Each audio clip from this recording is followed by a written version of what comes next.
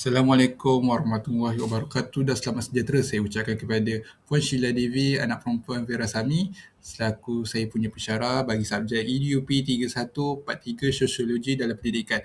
Baiklah, saya Muhammad Irfan Biazan Syah. Pada hari ini saya ingin membincangkan tentang kesan perubahan pendidikan semasa terhadap mobiliti sosial pelajar.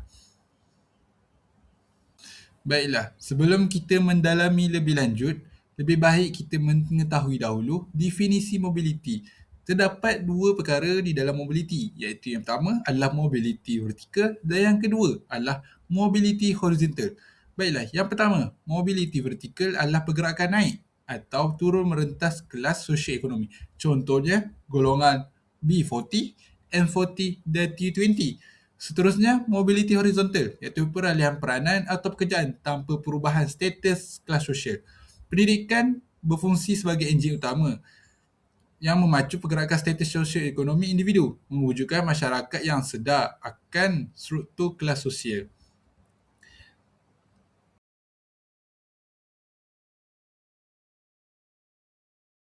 Seterusnya, kita telah mengetahui definisi mobiliti. Jadi di sini ada tiga teras utama yang ingin saya bincangkan, iaitu yang pertama, pemekasan TVET, membina kemahiran teknikal aras tinggi. Yang kedua adalah pendigitalan pendidikan, meruntuhkan sepadan geografi dan akses maklumat. Yang akhir sekali adalah pemansuhan peperiksaan pusat, iaitu menilai potensi holistik merentasi akademik. Kerangka ini menyediakan peta jalan menyeluruh bagi transformasi pendidikan kelas sosial di Malaysia. Baiklah, isu yang pertama yang terjadi di negara kita adalah permekasaan TVET sebagai laluan alternatif. Sekarang negara kita sedang beralih ke arah high-end TVET. TVET kini bukan sekadar kemahiran asas, tetapi penguasaan teknologi industri terkini yang membuka laluan kerjaya alternatif selain akademik tradisional. Metrik diagnostik menunjukkan dua aspek dari segi kelebihan dan kekurangan. Yang pertama, kelebihan melahirkan tenaga mahir aras tinggi. Yang kedua adalah mengurangkan pengangguran belia secara drastik. Bagi kekurangan pula, stigma lapuk masyarakat yang masih menganggap TVET sebagai pendidikan kelas kedua.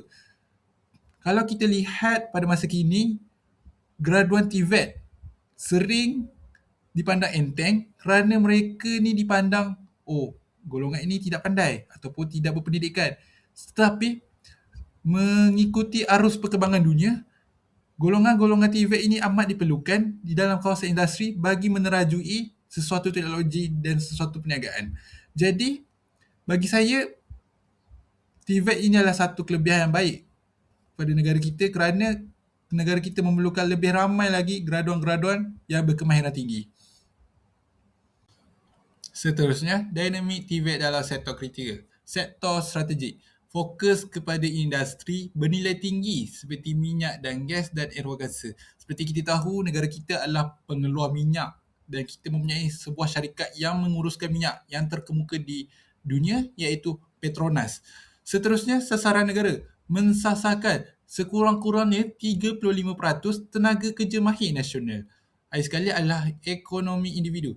Kelebihan gaji permulaan premium berbanding daripada ijazah konvensional memecahkan kitaran kemiskinan B40 secara langsung.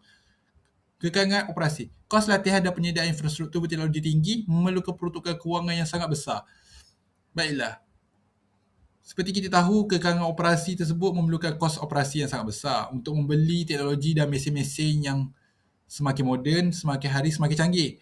Jadi, saya rasa pelaburan yang sangat bijak yang dilakukan oleh negara kita pada masa kini adalah memperkasakan TVET, iaitu dengan membaiki dan merujuk kembali silibus-silibus dan menggalakkan lebih ramai golongan belia untuk meminati dan memasuki kursus-kursus TVET.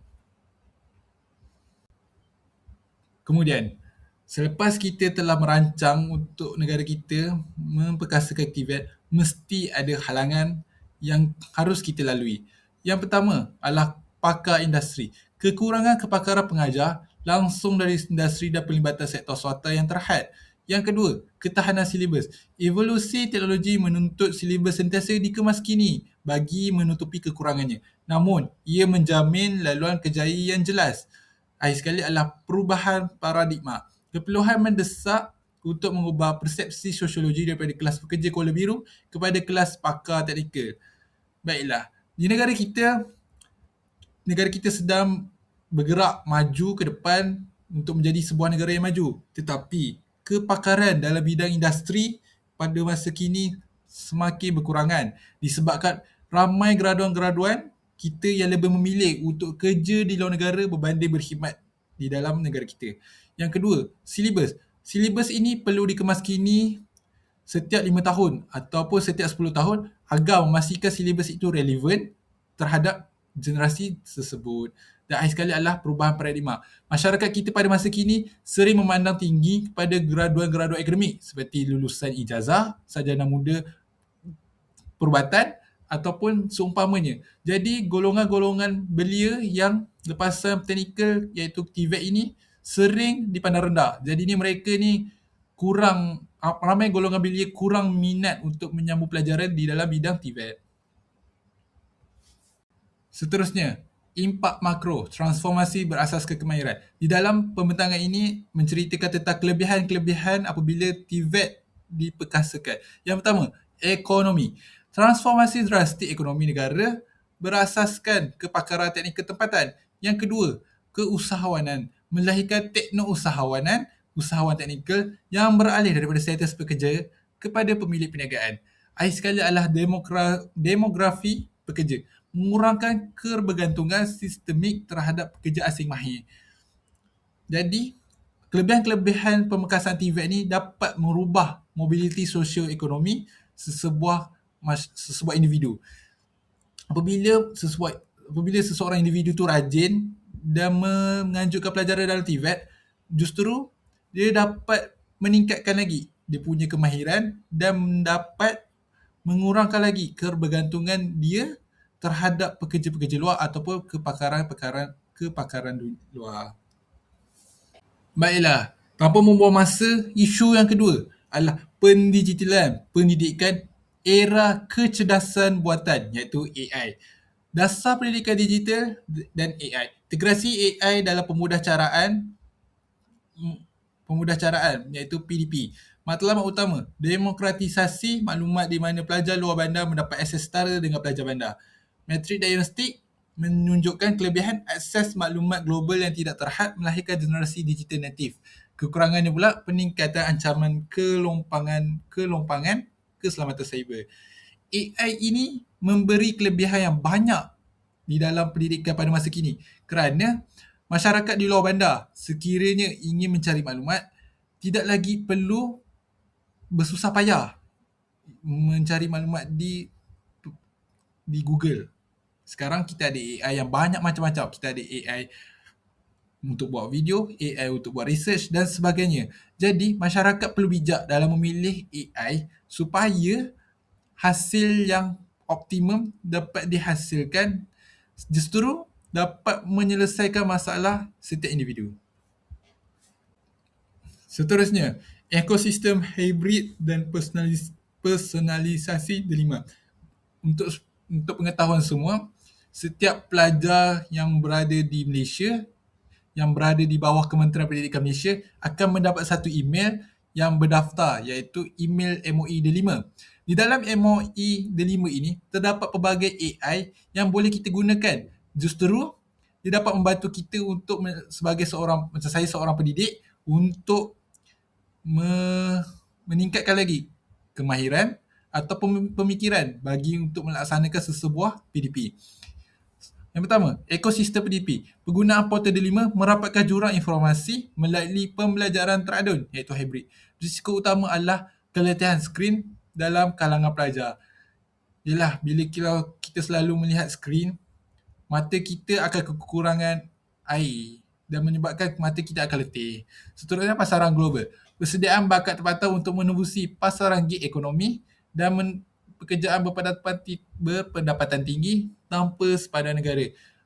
Apabila kita explore email Delima ini, terdapat pelbagai aplikasi yang menarik. Jadi kita sebagai warga pendidik perlu rajin untuk mengeksplore, menerokai aplikasi-aplikasi tersebut untuk meningkatkan lagi kemahiran kita. Baiklah, di sini saya ingin menceritakan tentang ancaman realiti, iaitu jurang digital dan keciciran. Apabila kita ingin menggunakan AI dalam sebuah PDP, mesti ada halangannya kerana tidak semua orang mampu untuk menggunakannya dan tidak semua mempunyai peranti yang sesuai untuk menggunakannya. Yang pertama, infrastruktur, iaitu masalah ketidakmampuan pemilikan peranti pintar dan ketiadaan akses internet stabil di kawasan pedalaman. Yang kedua adalah paradoks sosial. Walaupun teknologi membawa inovasi iaitu kelebihan, ketidaksamaan akses berisiko tinggi melebarkan jurang antara kelas sosial kaya dan miskin kekurangan. Di sini saya boleh jelaskan lebih lanjut iaitu tentang AI. Contoh, apabila pelajar kaya, dia boleh subscribe iaitu boleh melanggan ChatGPT Pro bagi mendapatkan informasi lebih berbanding pelajar yang kurang kemampuan, mereka terpaksa menggunakan ChatGPT yang biasa yang di mana data-data di dalam ChatGPT biasa itu mungkin terhad menyebabkan maklumat yang mereka dapat pun sangat sedikit dan terbatas. Penguasaan teknologi kini merupakan tiket bagi sesebuah individu bagi mendaki ke kelas yang lebih baik. Baiklah. Seterusnya kita ada trajektori digital, daya saing IR 4.0, industri revolusi 4.0. Yang pertama, kesediaan penuh terhadap tenaga kerja tempatan mendepani revolusi industri 4.0 secara adaptif. Seterusnya, transformasi Malaysia sebagai hub pendidikan digital utama serantau. Seterusnya, pembangunan modal insan silang budaya yang kompetitif di pasaran antarabangsa. Jadi apabila kita menggunakan AI ini terdapat pelbagai manfaat dan kelebihannya secara tak langsung. Apabila kita dapat menggunakan AI dengan baik, sebenarnya kita dapat meningkatkan kemahiran kita untuk explore dan lebih maju ke depan. Seterusnya dapat menjadikan Malaysia sebagai hub pendidikan utama di serantau. Seterusnya, isu yang terakhir iaitu anjakan paradigma, pemansuhan peperiksaan pusat. Di dalam konteks ini, transisi berani daripada orientasi pendidikan iaitu UPSR dan PT3 kepada pentaksiran berasaskan sekolah PBS dan bilik darjah PBD. Pengiktirafan sukan dan seni sebagai laluan sah mobiliti sosial. Kelebihan utamanya adalah menghentikan kilang robot peperiksaan, menumpukan kepada pembangunan karakter holistik. Kekurangannya pula, wujud defisit kepercayaan awam terhadap isu integriti dan ketulusan pemakaran dalaman. Jadi saya ulas lebih lanjut tentang kelebihan.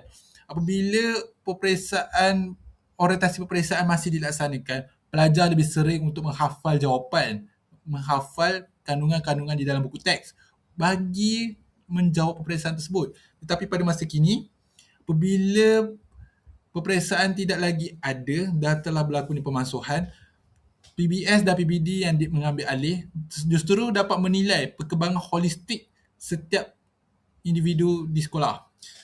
Kekurangannya pula wujudnya isu integriti. Apabila bias antara guru dan murid, mungkin murid tu rapat dengan sesebuah cikgu, rapat dengan seorang cikgu, tetapi kebolehan dan kemahiran dia tidak dapat, murid tersebut tidak layak untuk mendapat TP6. Tapi guru tu rasa kesian kerana murid tu selalu membantunya di dalam bilik guru ataupun selalu rapat dengannya. Jadi guru itu tersebut memberikan TP6 kepada pelajar tersebut. Sedangkan pelajar tersebut tidak layak pun untuk mendapat TP6. Jadi timbullah isu integriti di mana PBD dan PBS ini tidak boleh dikatakan sangat telus. Seterusnya, analisis penilaian mengukur kemahiran insannya. Kita akan ceritakan tentang PBS dan PBD, kelebihan di sini. Yang pertama, potensi berterusan, mengurangkan tekanan mental, membangunkan kemahiran insannya, soft skills seperti empati, kerja perpasukan dan kepimpinan. Ketidakseragaman pula, standard taksiran yang berbeza-beza dan subjektif antara sekolah-sekolah bandar dan luar bandar. Jadi, potensi utama dalam PBS dan PBD ini dapat meningkatkan kemahiran insannya seseorang murid. Apabila bukan lagi isu hafalan yang dititik beratkan, tetapi pembangunan sasiah karakter setiap individu tersebut akan dititik beratkan. Tetapi kekurangannya pula adalah setiap sekolah mempunyai standard yang berbeza. Ada sekolah yang mengadakan program ataupun aktiviti yang baik. Ada sekolah mungkin aktiviti di sekolah tersebut kurang disebabkan dana ataupun mungkin kekurangan guru. Jadi, kelebihan PBS dan PBD ini membolehkan meningkatkan kebolepasaran moden, kini lebih mementingkan sasiah dan daya penyelesaian masalah berbanding deretan grade A di atas kertas. Kita boleh lihat pada masa kini, ramai graduan-graduan dari universiti awam yang mencatat pointer yang baik, tetapi mereka tidak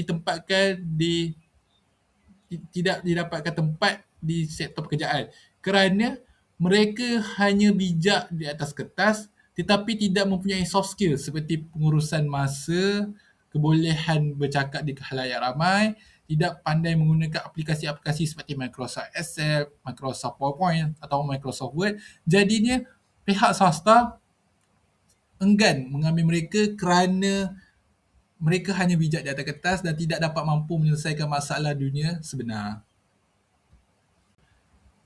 Ketegangan pelaksanaan sistem pentaksiran baharu. Bila sebuah pentaksiran baharu dijalankan, perlu melibatkan kerjasama antara guru, ibu bapa dan sistem. Yang pertama, guru diberikan autonomi kreativiti namun terbeban dengan kerja pengkeranian pengisian data.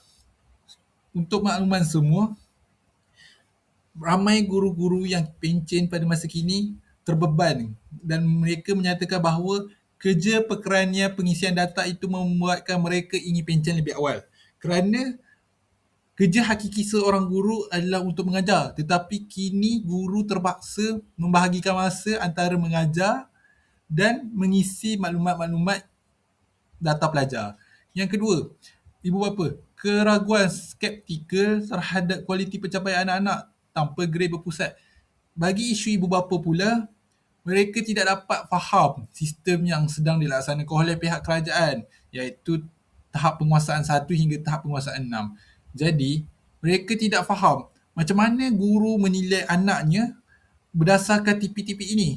Mereka lebih prefer, lebih suka untuk adakan exam iaitu peperiksaan berpusat agar mereka dapat menilai sendiri tahap penguasaan yang sepatutnya anak mereka dapat. Contoh, mendapat A dalam matematik, mereka mentafsirkan bahawa okey, A dalam matematik merujuk kepada semua. Pandai membaca, pandai berkira, pandai menulis. Tetapi hakikatnya A itu mungkin disebabkan soalan itu senang atau seumpamanya. Ketiga, sistem. Ketiadaan bank data berpusat yang seragam menyukarkan penanda arasan kebangsaan.